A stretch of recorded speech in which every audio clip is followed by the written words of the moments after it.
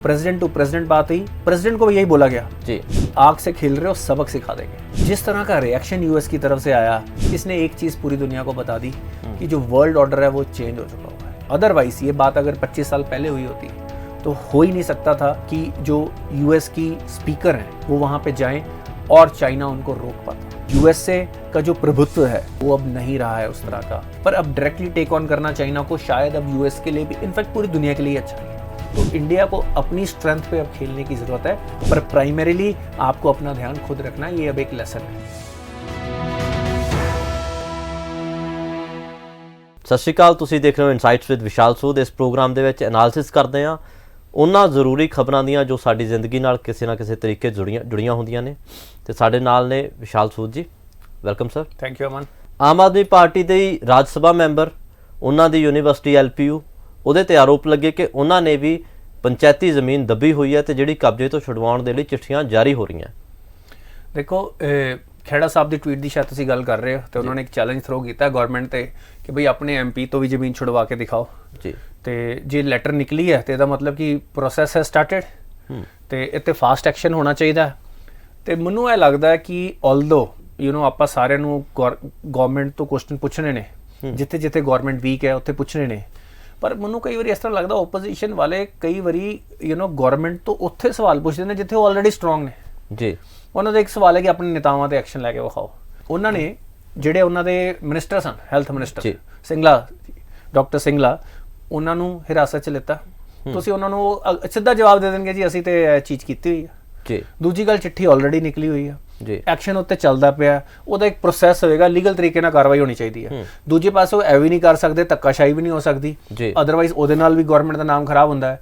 ਜਿਵੇਂ ਇੱਕ ਮਿਨਿਸਟਰ ਨੇ ਜੋਸ਼ 'ਚ ਆ ਕੇ ਇੱਕ ਸੀਨੀਅਰ ਡਾਕਟਰ ਤੇ ਵਾਈਸ ਚਾਂਸਲਰ ਨੂੰ ਬੈੱਡ ਤੇ ਲੇਟਣ ਨੂੰ ਕਹਿਤਾ ਜੀ, ਉਹਦੇ ਨਾਲ ਬਹੁਤ ਜ਼ਿਆਦਾ ਗਵਰਨਮੈਂਟ ਦੀ ਇਮੇਜ ਨੂੰ ਧੱਕਾ ਲੱਗਾ ਜੀ। ਰਾਈਟ, ਤੁਸੀਂ ਹਿਊਮਨ ਡਿਗਨਿਟੀ ਨੂੰ, ਇੱਕ ਸੀਨੀਅਰ ਪ੍ਰੋਫੈਸਰ ਡਾਕਟਰ ਨੂੰ ਜਿਹਨੇ ਸਾਰੀ ਜ਼ਿੰਦਗੀ ਇੱਕ ਨੋਬਲ ਪ੍ਰੋਫੈਸ਼ਨ 'ਚ ਕੰਮ ਕੀਤਾ, ਆਪਣਾ ਨਾਮ ਕਮਾਇਆ, he should not have been mistreated ਜੀ।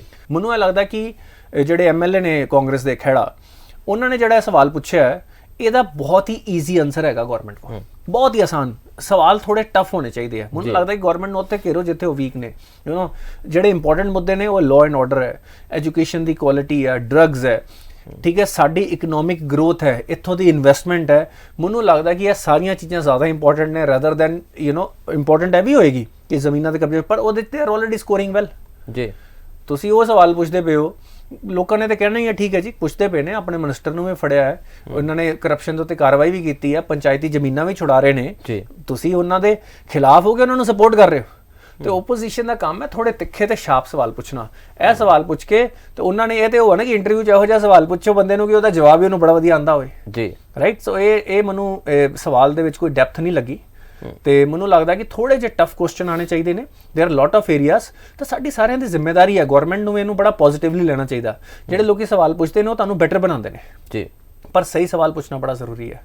Again, no marks to the opposition for asking ਸੱਚ ਕੁਐਸਚਨ ਜਿਹਦੇ ਜਵਾਬ ਗਵਰਨਮੈਂਟ ਕੋ ਹੈਗੇ ਨੇ। ਹੈ ਨਾ, ਸਵਾਲ ਪੁੱਛੋ ਕਿ ਬਈ ਸਾਡੀ ਇੱਥੇ law and order the situation ਕਦੋਂ ਸੁਧਰੇਗੀ ਜੀ, ਠੀਕ ਹੈ ਨਾ, ਇਨਫਰਾਸਟ੍ਰਕਚਰ ਕਿਵੇਂ ਡਿਵੈਲਪ ਹੋਏਗਾ। ਹੁਣ ਇਸ ਤੋਂ ਇਲਾਵਾ ਜਿਹੜੀ ਇਕਨੋਮਿਕ ਐਕਟੀਵਿਟੀ ਹੈ, ਸਾਡਾ ਯੂਥ ਜਿਹੜਾ ਬ੍ਰੇਨ ਡਰੇਨ ਹੋ ਰਿਹਾ, ਬ੍ਰੇਨ ਡਰੇਨ ਸਿਰਫ ਬਾਹਰ ਨਹੀਂ ਹੋ ਰਿਹਾ, ਇੰਡੀਆ 'ਚ ਵੀ ਹੋ ਰਿਹਾ। ਸਾਡਾ ਯੂਥ ਬੈਂਗਲੌਰ, ਦਿੱਲੀ ਵਿੱਚ ਕੀ ਮੱਲਾ ਮਾਰਦਾ ਪਿਆ, ਕੰਪਨੀਆਂ 'ਚ ਕਿੰਨਾ ਕਟਿੰਗ ਐਜ ਕੰਮ ਕਰਦਾ ਪਿਆ, ਕਿੰਨੀ ਗਰੋਥ ਕਰਦਾ ਪਿਆ, ਕਿੰਨੇ ਪੰਜਾਬੀਆਂ ਨੇ। ਤੁਸੀਂ ਫਲਿੱਪਕਾਰਟ ਲੈ ਲਓ, ਠੀਕ ਹੈ, ਤੁਸੀਂ ਹੋਰ ਕਿੰਨੀਆਂ ਮਲਟੀ ਬਿਲੀਅਨ ਡਾਲਰ ਸਟਾਰਟਅਪਸ ਲੈ ਲਓ। ਸਾਡੇ ਪੰਜਾਬ ਦੇ ਮੁੰਡਿਆਂ ਕੁੜੀਆਂ ਨੇ ਸ਼ੁਰੂ ਕੀਤੀਆਂ, ਪਰ ਸ਼ੁਰੂ ਕੀਤੀਆਂ ਬੈਂਗਲੌਰ ਜਾ ਕੇ, ਸ਼ੁਰੂ ਕੀਤੀਆਂ NCR ਰੀਜਨ 'ਚ ਜਾ ਕੇ। ਉਹ ਵਾਲਾ ਬ੍ਰੇਨ ਡਰੇਨ ਵੀ ਨਹੀਂ ਹੋਣਾ ਚਾਹੀਦਾ। ਤੇ ਇੱਥੇ ਬੱਚੇ ਸਾਡੇ ਕੰਮ ਕਰਨ, ਮਿਹਨਤ ਕਰਨ, ਉਹ ਇਨਵਾਇਰਨਮੈਂਟ ਦੇਣਾ ਇਸ ਵੇਲੇ ਗਵਰਨਮੈਂਟ ਦੀ ਜ਼ਿੰਮੇਵਾਰੀ ਆ, ਜਿਹਦੇ ਉੱਤੇ ਐਕਸ਼ਨ ਹਜੇ ਸਲੋ ਆ ਜੀ। ਆਪਾਂ ਇੱਕ ਟਾਈਮ ਫਰੇਮ ਦਿੱਤਾ ਇਹਨਾਂ ਨੂੰ ਬੈਨੀਫਿਟ ਆਫ ਡਾਊਟ ਦਾ ਕਿ ਨਵੀਂ ਗਵਰਨਮੈਂਟ ਹੈ, ਪਰ right now action should start happening, concrete steps should be taken. ਇਹ ਨੇ ਸਵਾਲ ਜਿਹੜੇ ਪੁੱਛਣ ਵਾਲੇ ਨੇ। ਬਿਲਕੁਲ ਸਰ, ਆਪਾਂ ਹਮੇਸ਼ਾ ਗੱਲ ਕੀਤੀ ਹੈ ਕਿ ਪੰਜਾਬ ਨੂੰ ਕੇਂਦਰ ਸਰਕਾਰ ਦੀ ਸਹਾਇਤਾ ਲੈਣੀ ਚਾਹੀਦੀ ਹੈ ਜਿੱਥੇ ਬਣਦੀ ਹੈ, ਜਿੱਥੇ ਜ਼ਰੂਰਤ ਹੈ, ਕਿਉਂਕਿ ਪੰਜਾਬ ਬਾਰਡਰ ਸਟੇਟ ਹੈ। ਤੇ ਹੁਣ ਭਗਵੰਤ ਮਾਨ ਵੀ ਉਸੇ ਰਾਹ ਤੇ ਮੈਨੂੰ ਲੱਗਦਾ ਤੁਰ ਪਏ ਨੇ। BSF ਦੇ DG ਨਾਲ ਉਹਨਾਂ ਨੇ ਮੁਲਾਕਾਤ ਕੀਤੀ ਤੇ ਉਹਨਾਂ ਨੇ ਕਿਹਾ ਕਿ ਜੀ ਇੱਥੇ ਜਿਹੜੀ ਵੀ ਆਵਾਜਾਈ ਹੈ, ਚਾਹੇ ਵਪਾਰ ਹੋਵੇ ਜਾਂ ਕੋਈ ਹੋਰ ਚੀਜ਼ ਹੋਵੇ, ਉਹਦੀ ਵੀ ਤੁਸੀਂ ਇੰਨੀ ਨਿਗਾਹ ਰੱਖਣੀ ਹੈ ਕਿ ਡਰੱਗਸ ਨਾ ਹੋਣ, ਇੱਧਰ ਨਾ ਆਉਣ। ਦੇਖੋ, ਤੁਸੀਂ BSF ਸੈਂਟਰਲ ਗਵਰਨਮੈਂਟ ਤੋਂ ਬਿਨਾਂ ਤੁਸੀਂ ਆਪਣੀ ਸਟੇਟ ਚਲਾ ਹੀ ਨਹੀਂ ਸਕਦੇ ਜੀ। ਰਾਈਟ, ਸਾਡਾ ਫੈਡਰਲ ਸਟਰਕਚਰ ਹੈ, ਠੀਕ ਹੈ ਸਟੇਟ ਗਵਰਨਮੈਂਟ ਤੇ ਸੈਂਟਰਲ ਗਵਰਨਮੈਂਟ ਨੂੰ ਮਿਲ ਕੇ ਕੰਮ ਕਰਨਾ ਹੈ ਕੋਈ ਸਰਕਾਰ ਆਪੋਜੀਸ਼ਨ ਚ ਹੋਵੇ ਦੇ need to be in good books with the ਦੇਖੋ ultimately it is interpersonal relation ਜੀ ਬੜੀਆਂ ਸਟੇਟਾਂ ਨੇ ਆਣਾ ਹੈ ਆਪਣੇ ਫੰਡਸ ਲਈ ਨੈਗੋਸ਼ੀਏਟ ਕਰਨਾ ਹੈ ਠੀਕ ਹੈ ਜਿਹੜੀਆਂ ਸੇਮ ਪਾਰਟੀ ਨੇ ਉਹਨਾਂ ਨੂੰ ਠੀਕ ਹੈ ਸਰਟਨ ਐਡਵਾਂਟੇਜ ਹੁੰਦਾ ਹੀ ਹੈ ਕਿਉਂਕਿ ਅਲਟੀਮੇਟਲੀ ਪੋਲਿਟਿਕਸ ਹੈ ਇਲੈਕਟੋਰਲ ਪੋਲਿਟਿਕਸ ਹੈ ਲੋਕਾਂ ਨੇ ਵੋਟਾਂ ਲੈਣੀਆਂ ਜੀ but if you can build strong relation if you can work with them ultimately ਹਰ ਕੋਈ ਦੇਸ਼ ਦੀ ਗਰੋਥ ਤੇ ਸੇਫਟੀ ਚਾਹੁੰਦਾ ਹੈ ਜਿਹੜੇ ਲੋਕੀ ਟੌਪ ਤੇ ਵੀ ਬੈਠੇ ਨੇ ਉਹ ਵੀ ਚਾਹੁੰਦੇ ਨੇ ਥਰੂ ਪੰਜਾਬ ਭਾਵੇਂ ਪੰਜਾਬ ਵੀ ਇੰਡੀਆ ਦਾ ਪਾਰਟ ਹੈ ਇੱਥੇ ਵੀ ਗਰੋਥ ਹੋਵੇ ਡਰੱਗਸ ਵਗੈਰਾ ਸਾਰਾ ਕੁਝ ਇਹਨਾਂ ਸਾਰਿਆਂ ਦੇ ਕੰਟਰੋਲ BSF ਤੋਂ ਬਿਨਾਂ ਤੁਸੀਂ ਕਿਵੇਂ ਕਰੋਗੇ ਬਾਰਡਰ ਨੂੰ ਸਿਕਿਉਰ ਕਰਨ ਦੀ ਜ਼ਿੰਮੇਵਾਰੀ BSF ਦੀ ਹੈ ਡਰੱਗਸ ਜੇ ਉੱਥੋਂ ਆ ਰਹੀਆਂ ਨੇ ਤਾਂ ਉਹਨਾਂ ਨਾਲ ਇਨਵੋਲਵਮੈਂਟ ਪੋਜ਼ਿਟਿਵ ਇੰਗੇਜਮੈਂਟ ਬੜਾ ਜ਼ਰੂਰੀ ਹੈ ਜੇ ਤੁਸੀਂ ਕਹੋਗੇ ਜੀ BSF ਸਾਡੇ ਕੁਝ ਹੱਕਾਂ ਦੇ ਉੱਤੇ ਆ ਰਹੀ ਹੈ ਜੇ ਇਹੋ ਜਿਹੀਆਂ ਸਟੇਟਮੈਂਟਸ ਆਉਣਗੀਆਂ ਜਿਵੇਂ ਓਪੋਜੀਸ਼ਨ ਨੇ ਜਦੋਂ CM Bhagwant Mann home minister ਨੂੰ ਮਿਲਣ ਗਏ ਸੀ ਜਦੋਂ ਉਹਨਾਂ ਨੇ ਕਿਹਾ ਜੀ ਤੁਸੀਂ ਇਹ ਉਹਨਾਂ ਕੋਲ ਹੈਲਪ ਕਿਉਂ ਲਿੱਤੀ ਜਦ ਕਿ ਹੈਲਪ ਲੈਣੀ ਚਾਹੀਦੀ ਹੈ ਸਾਨੂੰ ਗਵਰਨਮੈਂਟ ਨੂੰ ਇਸ ਚੀਜ਼ 'ਚ ਇਨਕਰੇਜ ਕਰਨਾ ਚਾਹੀਦਾ ਪਰ ਸਭ ਤੋਂ ਇੰਪੋਰਟੈਂਟ ਪੰਜਾਬ ਦੇ ਬਾਰਡਰ ਸਟੇਟ ਹੁੰਦਾ ਇੱਕ ਹੋਰ ਬੜਾ ਵੱਡਾ ਐਡਵਾਂਟੇਜ ਲਿੱਤਾ ਜਾ ਸਕਦਾ ਹੈ ਅਸੀਂ ਗਵਰਨਮੈਂਟ ਨੂੰ ਕਹਿ ਸਕਦੇ ਹਾਂ ਸਾਡਾ ਬਾਰਡਰ ਇਨਫਰਾਸਟ੍ਰਕਚਰ ਡਿਵੈਲਪ ਕਰਕੇ ਦਿਓ ਜੀ ਠੀਕ ਹੈ ਬਾਰਡਰ ਦੇ ਵਿੱਚ ਰਿਸੋਰਸਸ ਹੁਣ ਦੇਖੋ ਹੜ ਆਏ ਹੋਏ ਨੇ ਬਾਰਡਰ ਏਰੀਆਸ 'ਚ ਜੇ ਉੱਥੇ ਬੈਟਰ ਇਨਫਰਾਸਟ੍ਰਕਚਰ ਹੋਵੇ ਉੱਥੇ ਪੁਲ ਹੋਵੇ ਰਾਈਟ ਆਲ ਦਿਸ ਥਿੰਗ ਕਿਉਂਕਿ ਇਸ ਵੇਲੇ ਪੰਜਾਬ ਸਰਕਾਰ ਦੀ ਇਹ ਸਿਚੁਏਸ਼ਨ ਨਹੀਂ ਹੈ ਕਿ ਉਹ ਬਹੁਤ ਵੱਡੇ ਇਨਫਰਾਸਟ੍ਰਕਚਰ ਪ੍ਰੋਜੈਕਟ ਲੈ ਸਕੇ ਜੀ ਪਰ ਅੰਡਰ ਦੀ ਬਾਰਡਰ ਸਟੇਟ ਜਿਹੜੇ ਐਕਟ ਨੇ ਜਿਹੜੇ ਬਾਰਡਰ ਰੋਡ ਆਰਗੇਨਾਈਜੇਸ਼ਨ ਹੈ ਜਿਹੜੀ ਸਾਡੀ ਬਾਰਡਰ ਇਨਫਰਾਸਟ੍ਰਕਚਰ ਡਿਵੈਲਪ ਕਰਨਾ ਆਪਣੀ ਸਿਕਿਉਰਿਟੀ ਲਈ ਉਹਦੇ ਥਰੂ ਲੋਕਲ ਇਨਫਰਾਸਟ੍ਰਕਚਰ ਵੀ ਬਹੁਤ ਵੱਡੇ ਲੈਵਲ ਤੇ ਡਿਵੈਲਪ ਕੀਤਾ ਜਾ ਸਕਦਾ ਇਹ ਸਾਰੀਆਂ ਡਿਸਕਸ਼ਨ ਸਾਡੀ ਗਵਰਨਮੈਂਟ ਨੂੰ ਸੈਂਟਰਲ ਗਵਰਨਮੈਂਟ ਨਾਲ ਕਰਨੀਆਂ ਚਾਹੀਦੀਆਂ ਜੀ ਜਿਵੇਂ ਫਲੱਡ ਦੀ ਗੱਲ ਕੀਤੀ ਸਰ ਤੁਸੀਂ ਰਾਵੀ ਦੇ ਵਿੱਚ ਫਲੱਡ ਆਇਆ ਹੋਇਆ ਤੇ ਕਾਫੀ ਏਰੀਆ ਜਿਹੜਾ ਪੰਜਾਬ ਦਾ ਪਾਕਿਸਤਾਨ ਵਾਲੇ ਪਾਸੇ ਵੀ ਤੇ ਪੰਜਾਬ ਵਾਲੇ ਪਾਸੇ ਵੀ ਹਿੰਦੁਸਤਾਨ ਵਾਲੇ ਪਾਸੇ ਵੀ ਦੋਵੇਂ ਪਾਸੇ ਪਾਣੀ ਫੈਲਿਆ ਹੋਇਆ ਤੇ ਉਹਦੇ ਨਾਲ ਵੀ ਇੱਕ ਖਦਸ਼ਾ ਬਣਿਆ ਹੋਇਆ ਸਰ ਕਿਤੇ ਨਾ ਕਿਤੇ ਵੀ ਜਿਹੜੇ ਡਰੱਗਸ ਸਪਲਾਈ ਕਰਦੇ ਆ ਲੋਕ ਜਾਂ ਕੁਝ ਇਹੋ ਜਿਹੜੇ ਫਲਿੰਜ ਐਲੀਮੈਂਟਸ ਹੈ ਉਹ ਹਥਿਆਰ ਵੀ ਭੇਜ ਸਕਦੇ ਆ ਡਰੱਗਸ ਵੀ ਭੇਜ ਸਕਦੇ ਆ ਬਿਲਕੁਲ ਇਸੇ ਕਰਕੇ ਤੇ ਮੈਂ ਕਹਿਣਾ ਪਿਆ ਕਿ ਜੇ ਅੱਜ ਗਵਰਨਮੈਂਟ ਇਹ ਕਵੇ ਕਿ ਬਈ ਇਹ ਕੇਸ ਬਣਾਇਆ ਜਾ ਸਕਦਾ and it's a very genuine case ਤੁਸੀਂ ਇਹ ਰਿਪੋਰਟ ਬਣਾ ਕੇ ਭੇਜੋ ਕਿ during the time of rains when flooding happens it is easier ਮੁਸ਼ਕਿਲ ਹੋ ਜਾਂਦਾ ਹੈ ਨਜ਼ਰ ਰੱਖਣਾ ਕਿਸੇ ਲਈ ਵੀ ਦੂਜੀ ਗੱਲ ਸਾਰੀ ਜਿਹੜਾ ਤੁਹਾਡਾ ਇਨਫਰਾਸਟ੍ਰਕਚਰ ਹੈ ਜਿਹੜੀਆਂ ਤੁਹਾਡੀ ਪੁਲਿਸ ਫੋਰਸਿਸ ਨੇ ਜਾਂ ਸਿਕਿਉਰਿਟੀ ਫੋਰਸਿਸ ਨੇ ਉਹ ਲੋਕਾਂ ਦੀ ਹੈਲਪ ਵਿੱਚ ਲੱਗ ਜਾਂਦੀਆਂ ਇਸੇ ਟਾਈਮ ਦਾ ਤੇ ਐਂਟੀ ਸੋਸ਼ਲ ਐਲੀਮੈਂਟਸ ਤੇ ISI ਫਾਇਦਾ ਚੁੱਕਣ ਦੀ ਕੋਸ਼ਿਸ਼ ਕਰਦੀ ਹੈ ਇਸੇ ਕਰਕੇ ਇੰਡੀਆ ਨੂੰ ਇਸ ਪਾਸੇ ਆਪਣਾ ਇਨਫਰਾਸਟ੍ਰਕਚਰ ਬਹੁਤ ਸਟਰੋਂਗਲੀ ਡਿਵੈਲਪ ਕਰਨਾ ਚਾਹੀਦਾ ਇਹ ਸਾਨੂੰ ਐਜ ਦੇਗਾ ਰਾਈਟ ਤੇ ਉਹਦੇ ਵਿੱਚ ਮੈਨੂੰ ਲੱਗਦਾ ਕਿ ਜੇ ਕੇਂਦਰ ਸਰਕਾਰ ਤੇ ਪੰਜਾਬ ਸਰਕਾਰ ਮਿਲ ਕੇ ਕੰਮ ਕਰਨ ਤੇ ਆਫ ਕੋਰਸ ਜੋ ਕਿਸਾਨਾਂ ਦਾ ਨੁਕਸਾਨ ਹੋਇਆ ਜਾਂ ਹੋਰ ਵੀ ਕਿਸੇ ਆਕੂਪੇਸ਼ਨ ਦਾ ਨੁਕਸਾਨ ਆਇਆ ਉਹਦੇ 'ਚ ਜਿੰਨਾ ਸਾਡੀ ਗਵਰਨਮੈਂਟ ਸਪੋਰਟ ਕਰ ਪਾਵੇ ਉਹਨਾਂ ਦੀ ਇੰਸ਼ੋਰੈਂਸ ਪਾਲਿਸੀਜ਼ ਆਨ ਇੱਕ ਆਪਣਾ ਲੋਕਾਂ ਨੂੰ ਸਿਕਿਉਰ ਫੀਲ ਕਰਾਈਏ ਦੇ should be enough insurance policies for small businesses ਆਪਾਂ ਖੇਤੀ ਲਈ ਸ਼ੁਰੂ ਕੀਤੀ ਆ ਇਸ ਤਰ੍ਹਾਂ ਛੋਟੇ ਦੁਕਾਨਦਾਰਾਂ ਲਈ ਵੀ ਬਹੁਤ ਵਧੀਆ ਇੰਸ਼ੋਰੈਂਸ ਪਾਲਿਸੀਜ਼ ਦੀ ਲੋੜ ਹੈ ਤਾਂ ਕਿ ਜ਼ਿਆਦਾ ਲੋਕੀ ਐਂਟਰਪ੍ਰੀਨਰਸ਼ਿਪ ਵਿੱਚ ਆਉਣ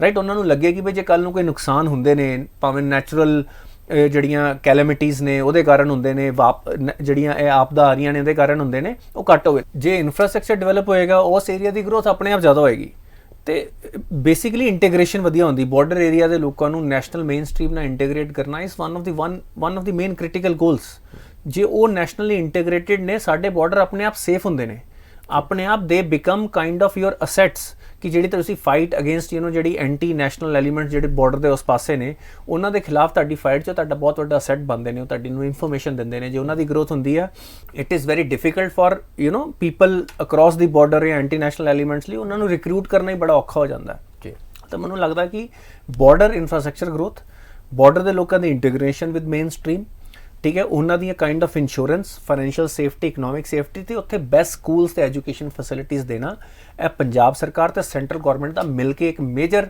ਫੋਕਸ ਏਰੀਆ ਹੋਣਾ ਚਾਹੀਦਾ ਸਰ AG ਪੰਜਾਬ ਦੇ ਪਹਿਲਾਂ ਰਿਜ਼ਾਈਨ ਕੀਤਾ ਉਹ ਮਸਲਾ ਬਣਿਆ ਫਿਰ AG ਦੀ ਅਪਾਇੰਟਮੈਂਟ ਮਸਲਾ ਬਣੀ ਹੁਣ AG ਦੇ ਭਰਾ ਨੂੰ ਕਾਂਗਰਸ ਨੇ ਚੁਣ ਲਿਆ ਹੁਣ ਉਹ ਮਸਲਾ ਬਣਿਆ ਹੋਇਆ ਦੇਖੋ ਇਹ ਮਸਲੇ ਨਹੀਂ ਨੇ ਇਹ ਮਸਲੇ ਬਣਾਏ ਜਾ ਰਹੇ ਨੇ ਜੀ ਬੇਸਿਕਲੀ AG ਨੂੰ ਹਾਇਰ ਕਰਨਾ ਤੁਸੀਂ based on his or her competence best person for the job ਕਿਉਂਕਿ ਤੁਸੀਂ ਪੰਜਾਬ ਦੇ ਇੰਪੋਰਟੈਂਟ ਜਿਹੜੇ ਹੈਗੇ ਨੇ ਇੰਟਰਸਟ ਉਹਦੇ ਲਈ ਰਿਪਰੈਜ਼ੈਂਟ ਕਰਨਾ ਤੇ ਗਵਰਨਮੈਂਟ ਦੀ ਕਾਲ ਹੈ ਤੁਸੀਂ ਇਹ 'ਚ ਸਬਜੈਕਟਿਵ ਚੀਜ਼ਾਂ ਤੁਸੀਂ ਜੋ ਮਰਜ਼ੀ ਕੁਐਸਚਨ ਕਰੀ ਜਾਓ ਕਿ this is not the right person ਇਹਦੇ ਇੰਟਰਸਟ ਕਿਤੇ ਹੋਰ ਨੇ at the end of the day ਇੱਕ ਜਿਹੜਾ ਨੋਨ ਜਿਹੜਾ ਲਾਇਰ ਹੈ ਰਾਈਟ ਜਿਹਨੂੰ ਇੱਕ ਬਾਰੀਕਨੈਸ ਹੈਗੀ ਹੈ ਜਿਹਦੀ ਐਨਾਲਿਟਿਕਸ 'ਚ ਜਿਹੜਾ ਕਿ ਇਹੋ ਜਿਹੇ ਕੰਪਲੈਕਸ ਕੇਸਾਂ ਨੂੰ ਹੈਂਡਲ ਕਰ ਸਕਦਾ ਉਹੋ ਜਿਹਾ ਐਕਸਪੀਰੀਅੰਸ ਬੰਦਾ ਤੁਸੀਂ ਹਾਇਰ ਕਰੋਗੇ ਮੈਨੂੰ ਲੱਗਦਾ ਜਿਨ੍ਹਾਂ ਨੂੰ AG ਬਣਾਇਆ ਗਿਆ ਮਿਸਟਰ ਵਿਨੋਦ ਗਈ ਹੀ ਇਜ਼ ਅ ਸੀਜ਼ਨਡ ਲਾਇਰ ਸਾਰੇ ਵੱਡੇ ਕੇਸ ਉਹ ਲੜਦੇ ਪਏ ਨੇ ਹੋਰ ਉਹਨਾਂ ਦੀ ਕੁਆਲੀਫਿਕੇਸ਼ਨ ਤੁਸੀਂ ਕੀ ਵੇਖੋਗੇ ਨਾ ਦੂਜੀ ਗੱਲ ਹੈ ਹੁਣ ਉਹਦੀ ਰੈਸੀਪ੍ਰੋਕੇਸ਼ਨ ਉਹਨਾਂ ਦਾ ਉਹਨਾਂ ਦੇ ਬ੍ਰਦਰ ਨੂੰ ਕਾਂਗਰਸ ਨੇ ਆਪਣੇ ਲੀਗਲ ਸੈੱਲ ਦਾ ਚੇਅਰਮੈਨ ਬਣਾਤਾ ਹੈ ਜਾਂ ਅਪਾਇੰਟ ਕੀਤਾ ਹੈ, whether he accepts it not, it is a separate thing. ਪਰ ਉਹਦੇ ਵਿੱਚ ਵੀ ਕੋਈ ਕਨਫਲਿਕਟ ਆਫ ਇੰਟਰਸਟ ਨਹੀਂ ਹੈ ਐਸ ਸੱਚ ਜੀ। ਕਾਂਗਰਸ ਇੱਕ ਪੋਲੀਟੀਕਲ ਪਾਰਟੀ ਹੈ, ਉਹਨਾਂ ਦਾ ਵੀ ਲੀਗਲ ਸੈੱਲ ਹੈ, ਉਹਨਾਂ ਦਾ ਰਾਈਟ ਹੈ, ਤੇ ਫੈਮਿਲੀ 'ਚ ਦੋ ਭਰਾਵਾਂ ਨੂੰ ਅਲੱਗ-ਅਲੱਗ ਸੰਸਥਾਵਾਂ ਨੂੰ ਰਿਪਰੈਜ਼ੈਂਟ ਕਰਨ ਦਾ ਪੂਰਾ ਹੱਕ ਹੈ ਜੀ, ਰਾਈਟ। ਇਟ ਇਜ਼ ਇੱਕ ਕੰਟਰੋਵਰਸੀ ਨੂੰ ਮਿਲਕ ਕਰਨ ਦੀ ਕੋਸ਼ਿਸ਼ ਹੈ, ਅਨਨੈਸੈਸਰੀ ਹਰ ਚੀਜ਼ ਦੇ ਉੱਤੇ ਡਾਊਟ ਕ੍ਰੀਏਟ ਕਰਨ ਵਾਲੀ ਗੱਲ ਹੈ। ਐਕਚੁਅਲ 'ਚ ਐਕਸ਼ਨ 'ਚ ਜਿੱਥੇ ਤੁਹਾਡਾ ਨੁਕਸਾਨ ਹੁੰਦਾ ਹੈ ਉਹ ਤੁਸੀਂ ਵੇਖੋ। ਹੁਣ ਜੇ ਲੈਟਸ ਸਪੋਜ਼ ਕਿ ਹੁਣ ਇਹ ਪ੍ਰਾਇੋਰਟੀ ਇਹ ਵੀ ਸੈੱਟ ਕਰਨੀ ਹੈ ਕਿ ਜੇ ਉਹਨਾਂ ਦੇ ਬ੍ਰਦਰ ਨੂੰ ਇਹ ਲੱਗਦਾ ਕਿ ਬਈ ਮੈਂ ਇਹ ਕਨਫਲਿਕਟ ਆਫ ਇੰਟਰਸਟ ਹੈ, he can resign from that, he should not accept that role. ਜੇ ਉਹਨਾਂ ਨੂੰ ਲੱਗਦਾ ਕਿ ਇਹਦੇ ਵਿੱਚ ਕੋਈ ਕਨਫਲਿਕਟ ਆਫ ਇੰਟਰਸਟ ਹੈ ਜੀ, ਹੁਣ ਉਹ ਕਿੱਥੇ ਆਏਗਾ, ਕਿੰਨਾ ਕੇਸਿਸ 'ਚ ਆਏਗਾ, ਕਿ ਕਾਂਗਰਸ ਦੇ ਖਿਲਾਫ ਕੋਈ ਕੇਸਿਸ 'ਚ ਆਏਗਾ ਜਾਂ ਕਾਂਗਰਸ ਦੇ ਲੀਡਰਸ ਦੇ ਖਿਲਾਫ ਕੋਈ ਕੇਸਿਸ ਆਏਗਾ, ਇਹ ਉਸ ਵੇਲੇ ਪਤਾ ਚੱਲੇਗਾ। But otherwise it has to be seen when it happens. ਬਾਕੀ ਮੋਰਲ, ਜੇ ਮੈਂ ਇੱਕ ਮੋਰਲ ਅਪਰਾਈਟਨੈਸ ਦੀ ਗੱਲ ਕਰਾਂ, ਜਾਂ ਤੇ ਏਜੀ ਜਾਂ ਉਹਨਾਂ ਦੇ ਬ੍ਰਦਰ ਇਹ ਕਹਿ ਦੇਣ ਕਿ ਕਿਉਂਕਿ ਆਪਾਂ ਇੱਕ ਫੈਮਿਲੀ 'ਚੋਂ ਆਪਾਂ ਬ੍ਰਦਰ ਹਾਂ ਤੇ ਕਈ ਵਾਰੀ ਕਨਫਲਿਕਟਿਵ ਚੀਜ਼ਾਂ ਹੋ ਸਕਦੀਆਂ, ਸਰਟਨ ਰੋਲਸ ਨੂੰ ਮੈਂ ਨਹੀਂ ਅਸੈਪਟ ਕਰ ਸਕਦਾ ਜੀ, right. It is as simple as that. ਬਾਕੀ ਜੇ ਉਹ ਕਾਂਗਰਸ ਪਾਰਟੀ ਦੇ ਜੇ ਮੈਂਬਰ ਨੇ ਔਰ ਜੇ ਲੀਗਲ ਸੈੱਲ ਦੇ ਚੇਅਰਮੈਨ ਬਣ ਜਾਂਦੇ ਨੇ, ਇਸ ਤਰ੍ਹਾਂ ਤੇ ਹੈ ਨਹੀਂ ਕਿ ਉਹ ਜੇ ਚੇਅਰਮੈਨ ਨਾ ਬਣਦੇ ਤਾਂ ਉਹਨਾਂ ਨੇ ਕਾਂਗਰਸ ਦੇ ਇੰਟਰਸਟ ਦਾ ਧਿਆਨ ਨਹੀਂ ਰੱਖਣਾ ਸੀ ਜਾਂ ਕਾਂਗਰਸ ਨੂੰ ਸਪੋਰਟ ਨਹੀਂ ਕਰਨਾ ਸੀ। That would have not happened. ਇਹ ਅਨਨੈਸੈਸਰੀ ਜਨਤਾ ਦਾ, ਜਿਵੇਂ ਮੈਂ ਅੱਗੇ ਕਿਹਾ ਕਿ ਓਪੋਜੀਸ਼ਨ ਨੂੰ ਥੋੜੇ ਮੀਨਿੰਗਫੁਲ ਮੁੱਦਿਆਂ ਤੇ ਜਨਤਾ ਨੂੰ ਵੀ ਰੱਖਣਾ ਚਾਹੀਦਾ, ਉਹਨਾਂ ਦੀ ਰਿਸਪੌਂਸਿਬਿਲਿਟੀ, ਉਹ ਵੀ ਸਾਨੂੰ ਰਿਪਰੈਜ਼ੈਂਟ ਕਰਦੇ ਪਏ, ਉਹ ਵੀ ਸਾਡੇ ਨੇਤਾ ਨੇ ਜੀ। ਜੇ ਉਹ ਵਧੀਆ ਸਵਾਲ ਪੁੱਛਣ, ਵਧੀਆ ਚੀਜ਼ਾਂ ਤੇ ਫੋਕਸ ਕਰਨ, ਗਵਰਨਮੈਂਟ ਨੂੰ ਵੀ ਵਧੀਆ ਕੰਮ ਕਰਨੇ ਪੈਣਗੇ, ਰਦਰ ਦੈਨ ਕਿ ਬਈ ਕਿਹੜਾ ਬੰਦਾ ਰੱਖੀਏ ਜਿਹੜਾ ਨੌਨ ਕੰਟਰੋਵਰਸ਼ੀਅਲ ਨਾ ਹੋਵੇ, ਜਿਹਦੇ ਇਹੋ ਜਿਹੇ ਸਵਾਲਾਂ ਦੇ ਜਵਾਬ ਦੇ ਪਾਈਏ, ਉਹ ਚੀਜ਼ ਤੇ ਉਹਨਾਂ ਦਾ ਫੋਕਸ ਹੋ ਜਾਂਦਾ। ਫਿਰ ਉਹ ਇਹ ਨਹੀਂ ਸੋਚਦੇ ਕਿ ਬੈਸਟ ਬੰਦਾ ਕਿਹੜਾ ਜੀ। ਤੇ ਅਨਨੈਸੈਸਰੀ ਕੰਟਰੋਵਰਸੀਜ਼ ਤੋਂ ਸਾਨੂੰ ਸਾਰਿਆਂ ਨੂੰ ਬਚਣਾ ਚਾਹੀਦਾ। ਮਤਲਬ ਪੰਜਾਬ ਨੂੰ ਜਿਹੜੀ ਅੱਜ ਸਭ ਤੋਂ ਜ਼ਿਆਦਾ ਜ਼ਰੂਰਤ ਹੈ ਉਹ ਜ਼ਰੂਰਤ है सही सवालों की। बिल्कुल सर, मंकी पॉक्स की पूरी दुनिया में चर्चा बहुत हुई है, अब भारत में भी खतरा बढ़ता जा रहा है। देखो, खतरा ग्लोबली मंकी पॉक्स का खतरा बड़ा है, इसके केसेस बड़े हैं, पर इसका स्प्रेड करने का तरीका अलग है, ये पब्लिक को समझना पड़ेगा। एज लॉन्ग एज हम प्रिकॉशंस लेते हैं, हमारी जो गवर्नमेंट है, जो स्पेशली जो मेडिकल एजेंसीज हैं, जो हेल्थ एजेंसीज हैं, वो इसकी वैक्सीनेशन, इसकी ट्रीटमेंट के लिए जो चीज़ों की ज़रूरत है, जो भी इसके प्रोटोकॉल ऑलरेडी सेट है, वो अगर सेट करके रखें, उसके लिए पूरी आपूर्ति करके रखें, उसके लिए इंफ्रास्ट्रक्चर रेडी रखें, राइट। और एक बेसिकली आज कोविड के दौरान हमने काफ़ी ऐप्स बनाई थी, उन ऐप्स को मंकी पॉक्स के लिए भी यूज़ किया जा सकती है। अगर कहीं पे भी सिम्टम्स नज़र आते हैं तो उसकी प्रायोरिटी पे ट्रीटमेंट हो, उसको आइसोलेट किया जाए, राइट, और लोगों के बीच में डर की बजाय अवेयरनेस क्रिएट की जाए। मैं हैरान हूँ कि लोग कह रहे हैं कि मंकी पॉक्स से केयरफुल हो जाओ। जब कोविड का टाइम आया था, बड़ी क्लियर कट इंस्ट्रक्शंस आती थी आपको क्या क्या चीज़ें करनी है, किन चीज़ों को अवॉइड करना है। तो क्या मंकी पॉक्स के बारे में हम वो चीज़ें नहीं बता सकते? क्या जब ये बहुत बड़ी आपदा बन जाएगी, जब ये पेंडेमिक बन जाएगा तभी रुकेंगे? जी। हालांकि इसके पेंडेमिक बनने के चांसेस बहुत कम हैं, पर प्रिकॉशन और prevention is the most important thing. तो मेरे को ये लगता है कि गवर्नमेंट को SOPs, अपने आप को कैसे हैंडल करना है, कहाँ कहाँ पे सिम्टम, ये सारे जो है ना बेसिकली जारी करनी चाहिए सारी इंस्ट्रक्शंस, लोगों में ये अवेयरनेस क्रिएट करनी चाहिए। इस बीमारी से कितना खतरा है, इसकी कितनी लिथैलिटी है, ये सारी चीज़ें हमें जनता को चाहिए ताकि पैनिक ना आए। होता क्या है, होर्डिंग शुरू हो जाती है, ब्लैक शुरू हो जाती है, इन सारी चीज़ों का ध्यान रखने की ज़रूरत है। और अगेन हम पंजाब जुड़े पे बता रहे हैं कि इस पर अगर आप केयरफुल हो, पहली तो बात ये लीथल ज़्यादा नहीं है, राइट, इसमें मोर्टेलिटी रेट बहुत ही लो है, इसका क्योर है, इसकी वैक्सीनेशन है, तो हमें घबराने की ज़रूरत नहीं है। ऐसा नहीं कि कोई नई डिजीज़ बन गई है जैसे कोविड था जी। तो इसके ऑलरेडी काफ़ी प्रोटोकॉल्स, इसकी दवाइयाँ, इसकी वैक्सीनेशंस अवेलेबल हैं। इसका स्प्रेड होने का तरीका भी अलग है।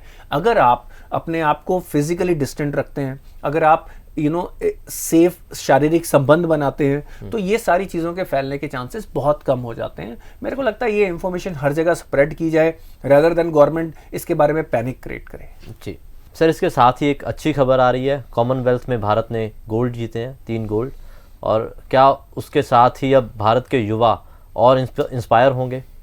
ऑफ कोर्स, देखो, जब आप देश में जब फैसिलिटीज़ बेटर करोगे, जब आप इनकरेज करोगे, जब आप स्पोर्ट्समैन को लायनाइज करोगे, राइट, जब राइट तरह के हीरो क्रिएट करोगे, मेरे को लगता है कि अगर हम गैंगस्टर्स या जो पॉलिटिशियन हैं, जो जिनके करप्शन केसेस हैं, या जो आपस में बैर बढ़ाते हैं, इस तरह के पॉलिटिशियंस की बजाय अगर हम इस तरह के स्पोर्ट्समैन, यूथ को इस डायरेक्शन में, या जो अचीवर्स हैं उस पर फोकस करें, तो ऑफ कोर्स देश के लिए अच्छा है। क्योंकि जो स्पोर्ट्स है वो एक बहुत बड़ी लाइफ के लेसन्स का लर्निंग ग्राउंड है। ये जो स्पोर्ट्समैन होते हैं इनको बहुत अच्छी लाइफ के lesson, discipline, team work, coach की रिस्पेक्ट, राइट, अपने स्पोर्ट्स की, अपने प्रोफेशन की रिस्पेक्ट, उसमें एक्सेल करना, अपनी डाइट को, नशों से दूर रहना, ड्रग से दूर रहना, ये सारी चीजें बच्चे सीखते हैं। तो मेरे को लगता है कि जितना हमारे देश में अनफॉर्चुनेटली एफर्ट हम क्रैमिंग पे और मार्क्स लाने पे लगाते हैं ना, अगर हम अपने बच्चों को उतना ही स्पोर्ट्स के ऊपर फोकस करें, वो हेल्दी होंगे। ये अभी अनफॉर्चुनेटली आपने सुना होगा पिछले कुछ दिनों में बच्चों के ऊपर lot of suicides have happened because of pressures and results. जो बंदा फिजिकली फिट होगा, a sound mind in a sound body, वो मेंटली भी फिट होने के उसके चांसेस ज़्यादा हैं, राइट। वो अपने आप हर चीज़ को एक बैलेंस तरीके से लेना जानता है, उसकी लाइफ में और भी डायरेक्शंस होती हैं। तो मेरे को लगता है कि नई नेशनल एजुकेशन पॉलिसी में एक जो स्पोर्ट्स है उसको भी एजुकेशन का पार्ट बना के, उसको भी इंपॉर्टेंस दे के कि बच्चों की हेल्थ, अगर आप बच्चों को इनफ टाइम दौड़ना, फिटनेस, डाइट, मेंटल हेल्थ पे फोकस करोगे तो हम एक बहुत ही समृद्ध और बहुत ही एक वेल राउंडेड देश बना पाएंगे, जिसके ऊपर बुरी आदतों का, बुरे मैसेजेस का असर कम होगा। मेरे को ये लगता है कि कॉमनवेल्थ गेम्स में जो पिछले कुछ टाइम से हमारी कंट्री, उसमें इंडिया, भारत काफ़ी अच्छा काम कर रही है, काफ़ी अच्छी फैसिलिटीज़ दी जा रही हैं, इसको ब्रॉड बेस करने की ज़रूरत है। मैं ये नहीं कह रहा कि हर बच्चे का करियर स्पोर्ट में बनेगा, पर मेरे को ये लगता है जितना टाइम एक बच्चे को स्पोर्ट्स में मिल रहा है, स्पेशली हमारा इंफ्रास्ट्रक्चर जो डेवलप हो, बच्चों की हेल्थ, बच्चों को खेलने कूदने की जगहों को कंसिडर करके बने। आजकल वो ऐसा नहीं बनता है, लोग छोटे छोटे घरों में रहते हैं, जितने भी पब्लिक स्पेसेस थे उन पर इंक्रोचमेंट हो रही है, उस पर बिल्डिंग्स बन रही हैं। अगर पार्क्स बनती हैं तो वहां पे हमारे जैसे बुजुर्ग लोग बच्चों को खेलने नहीं देते। हम कहते हैं जी यहाँ पे हम फूल उगाएंगे, यहाँ पे हम वॉक करेंगे, बैठ के गप्पे मारेंगे। पर मेरे को लगता है कि ज़्यादा से ज़्यादा फैसिलिटीज़ बच्चों की सेहत, बच्चों के दौड़ने के लिए, फिजिकल फिटनेस के लिए और अच्छी डाइट, ये सारी चीज़ें मेरे को लगता है कि हमारे देश को बहुत आगे लेके जाएंगी। And congratulations to those youngsters, right. 19 साल के बच्चे, 23 साल के बच्चे जब अपने फील्ड में ग्लोबली नंबर 1 बनते हैं, ये एक अलग तरह की उनके अंदर विल पावर और एक पैशन होती है जो नेशन बिल्डिंग में काम आती है। बिल्कुल सर। अभी आपने बात की थी बुरी आदतों की, तो कुछ बुरी आदतों को ख़त्म करने की एजेंसीज भी काम कर रहे हैं सर। उसी में संजय राउत जी हैं, उनको गिरफ्तार किया गया है और कई नेता अभी भी वही कह रहे हैं कि ईडी और बाकी एजेंसीज हैं उनका दुरुपयोग हो रहा है, और कुछ लीडर अभी भी कह रहे हैं कि इन एजेंसीज का मिसयूज़ हो रहा है और इससे डेमोक्रेसी को खतरा है कहीं ना कहीं। देखो, मैं इसको 2 तरीके से देखता हूँ। वी आर नॉट डिनाइंग कि शायद मिसयूज़ होता हो, क्योंकि मैं ये चाहूँगा, ऐसा तो है नहीं कि सारे बीजेपी के लीडर दूध के धुले हुए हैं जी। तो कितने बीजेपी लीडर्स पे केस चल रहा है, ये भी नंबर बाहर आना चाहिए। ऐसा नहीं कि बीजेपी लीडर्स पे नहीं चल रहा, पर क्या एक प्रोपोर्शनैलिटी तो होनी चाहिए जी, है ना। हम ये मान सकते हैं कि वहाँ पे करप्शन शायद कम हो, पर ऐसा तो है नहीं कि सारे करप्शन फ्री हैं। तो ईडी का एक फेयर यूज़ होना चाहिए, मिस यूज़ नहीं, पर यूज़ ज़रूर होना चाहिए। ऐसा नहीं कि ईडी पड़ी है पर किसी पे भी एक्शन नहीं ले रही, ये भी नहीं होना चाहिए। अब दूसरी बात, जो हमारे नेता हैं, राइट, ये कह रहे हैं, अब मैं हैरान होता हूँ कि ये किस मुंह से ऐसी बातें बोल रहे हैं। आप उनके घर देखो, एक काइंड ऑफ पब्लिक सीक्रेट है, ओपन सीक्रेट है, सबको पता है कि किस किस तरह की वेल्थ इन्होंने एक्यूमुलेट की है। आप मिस्टर रॉथ जो कह रहे हैं, जो पूरा एक मूवी का सीन क्रिएट कर रहे हैं, अपनी माँ के पांव हाथ लगा के जा रहे हैं और अपने आप को एक हीरो की तरह प्रेजेंट कर रहे हैं कि जैसे वो सेक्रीफाइस दे रहे हैं, कि जब and everyone in that area knows the kind of assets he has, kind of wealth he has. ऐसे ही और भी लीडर हैं, चाहे जम्मू कश्मीर से हैं।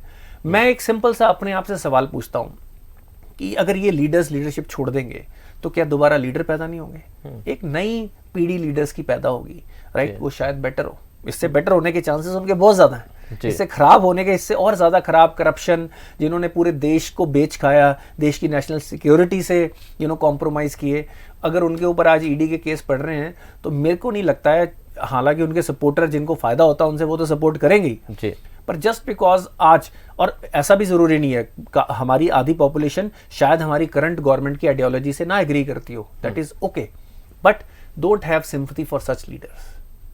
आज चाहे एक पॉलिटिकल पार्टी या जो भी गवर्नमेंट पावर में है वो ईडी के थ्रू इनके ऊपर केस बना रही हो, पर केस मोर और लेस बिल्कुल जायज है।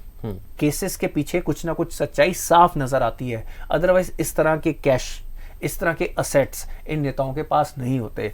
देखो आपकी पेंशन है, आपकी एमएलए वाली सैलरी है, पर ये तो मेरे को लगता है कि जो टॉप ग्लोबल सीईओ हैं वो भी इस तरह के असेट नहीं बना सकते जैसे हमारे छोटे छोटे नेता करप्शन करके बना के बैठे होते हैं। बिल्कुल सर यूएस के जो स्पीकर हैं नैन्सी पेलोसी, वो अब एशिया आ रहे हैं और ताइवान का उन्होंने जिक्र भी नहीं किया।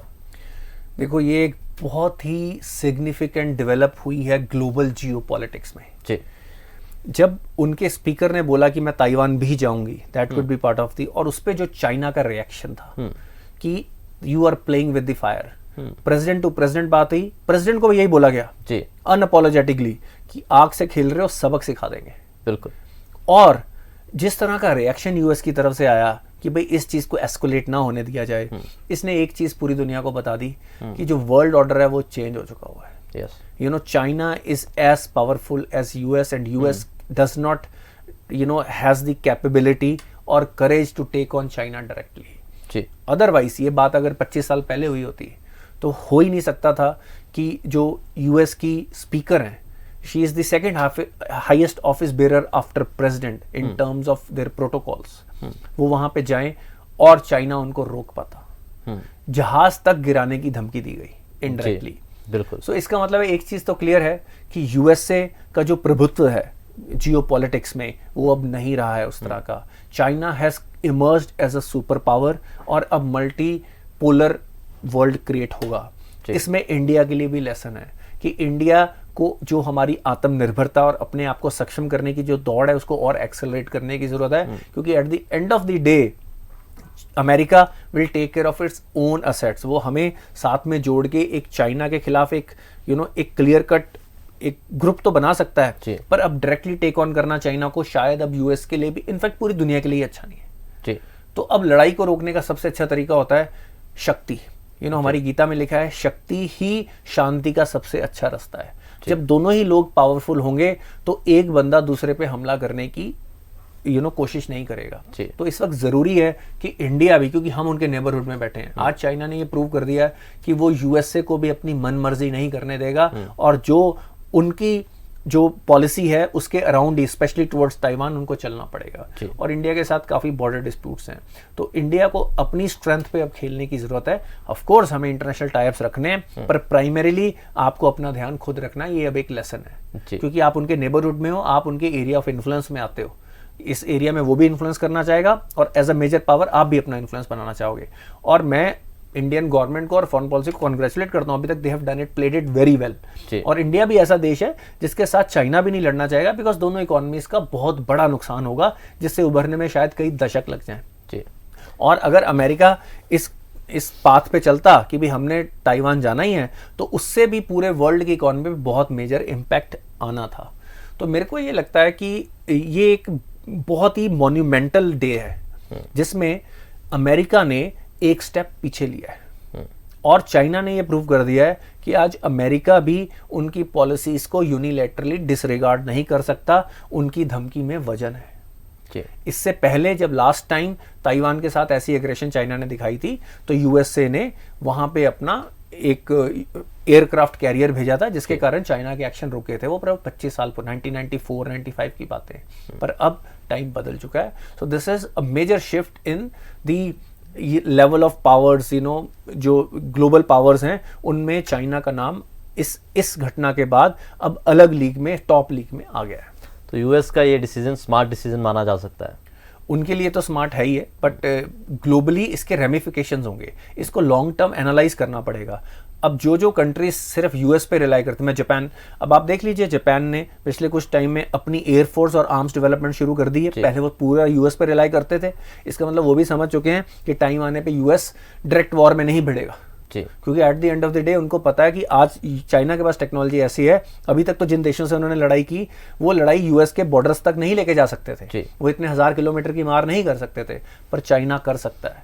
तो जापान ने अपने हथियार बनाने शुरू कर दिए, साउथ कोरिया ने अपनी वेपनाइजेशन शुरू कर दी है, जो बिल्कुल यूएस पे रिलाई करते थे, हालांकि उनकी सपोर्ट है। और इंडिया तो कर ही रहा था, इंडिया तो सेल्फ डिपेंडेंट एक लेवल तक चाहे इंपोर्ट करके था, पर इंडिया को पता था कि अपनी जो आर्मी की शक्ति है, जो मिलिट्री शक्ति है, वो बना के रखनी ही पड़ेगी। और अब इस टाइम पे power is the only way to peace. Ideally तो हम ये चाहेंगे कि पूरे वर्ल्ड का डी आर्म हो जाए, उसमें आर्म की रेस से हम पीछे हटें और आर्म्स को धीरे धीरे इस धरती से हटाया जा सके। पर हम उस यूटोपियन वर्ल्ड में नहीं रहते, हम उस आइडियल वर्ल्ड में नहीं रहते। तो मेरे को ये लगता है कि the best way right now, specially इससे मैं अगर लेसन इंडिया के लिए बोलूं, आत्मनिर्भरता वाले प्रोग्राम को एक्सेलरेट कर दो, अपनी स्ट्रेंथ को बढ़ाना शुरू कर दो इकोनॉमिकली, और जो हमारी इंटीग्रेशन है हमारी कम्युनिटीज की वो भी जरूरी है, क्योंकि जो हमारे आपस के डिवाइड होते हैं उसका एडवांटेज दुश्मन देश हमेशा लेते हैं।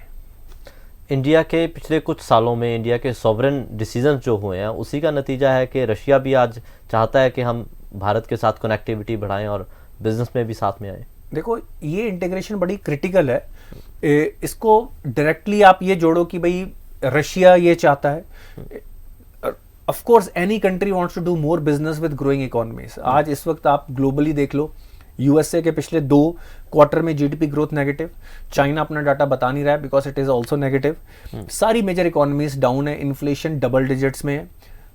इंडिया अब एक अकेली होप है मेजर इकोनॉमीज में जिसकी ग्रोथ एक सर्टेन लेवल पे चल रही है, जहां पे इन्फ्लेशन हालांकि हमारे टारगेट से बाहर है, पर जब आप ग्लोबल इकोनॉमी से जुड़े हो, but still it is on the lower end of all major economies. Even मैं कंपेयर करूं डेवलप्ड इकोनॉमी से भी लोअर एंड पे है। इसको और कंट्रोल किया जा सकता है, अगेन अपनी प्रोडक्टिविटी बढ़ा के, हमारे यहाँ पे वेस्टेजेस कम करके, इंपोर्ट सब्स्टिट्यूशन करके सर्टन एरियाज में, तो इसको और कम किया जा सकता है। बट द पॉइंट इज कि अगर मैं रशिया और इंडिया के ट्रेड की बात करूं, ये हालांकि नंबर अच्छा है पर बहुत छोटा, सिर्फ $9 बिलियन के आसपास का है। इंडियन जो डाटा है वो अलग बोलता है, रशिया का डाटा अलग बोलता है, तो इसलिए मैं 8 और 9 के बीच बोल रहा हूँ। इंडिया वाले 8 पॉइंट समथिंग बोलते हैं और रशिया वाले 9.1, उनकी वेबसाइट ये बोलती है।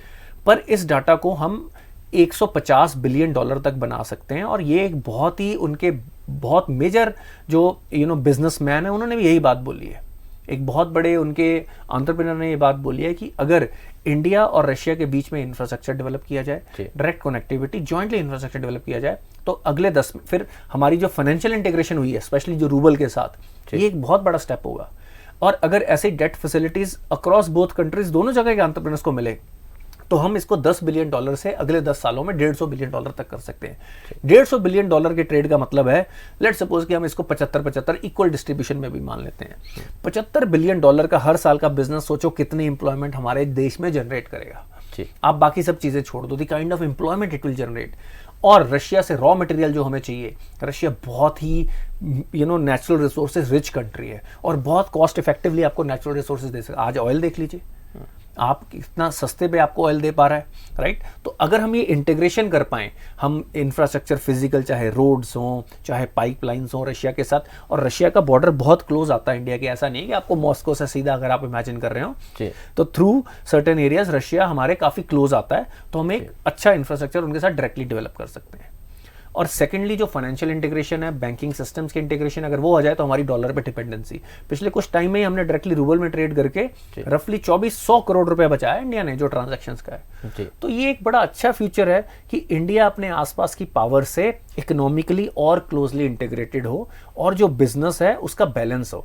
ऐसा नहीं है चाइना की तरह कि हम सारा कुछ इंपोर्ट ही करते जा रहे हैं, एक्सपोर्ट बहुत कम कर रहे हैं। तो हमें अपने आप को एक बैलेंस ट्रेड करेंगे तो हर जगह पे प्रॉस्पेरिटी आएगी। शुक्रिया सर मीनिंगफुल इंसाइट्स के लिए। इसी तरह के स्टीक एनालिसिस और करंट अफेयर्स की जानकारी के लिए देखते रहिए इनसाइट्स विद विशाल सूद।